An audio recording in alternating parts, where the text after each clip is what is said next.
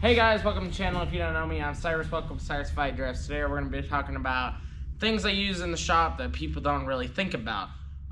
This is going to be splitted into multiple parts, so I don't want to hate saying I missed this, I got this. It'll be covered in the next video. Here's all the things I have, 5 things. We're going to divide them into 5 things out of everything I use. First thing we have is a breaker bar. This is a Titan breaker bar. I got it at AutoZone like 5 years ago, and it still is really good. This is good. It gives you enough leverage to get your bolt off if it's tight, but it's not super long to the point that you're not going to be able to get it anywhere. You need this if you're working a lot on cars. Next thing you need is a torque bar. This is a 1/2 inch. I do have a 3/8, but this is a 1/2 inch because this is for more tightening wheels down, things like that. This is about $50, so it's not expensive. It's a really good one. I use it all the time. I think I'd recommend this for anybody who's working on cars. You need to torque your wheels down to be safe. Next thing you need is some wire stuff. This is a wire stripper, and I don't know where I got this. I can't not tell you that. And this is my other wire splicer and stripper and cutter. It's all in one. I got this at Harbor Freight. I use a lot, really good for cutting wires, stripping wires, splicing wires, everything like that.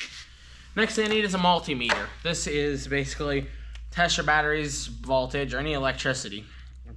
You can put these wires on a post and read how much voltage it's reading on the battery or anything like that. You need to see how much voltage you're pulling.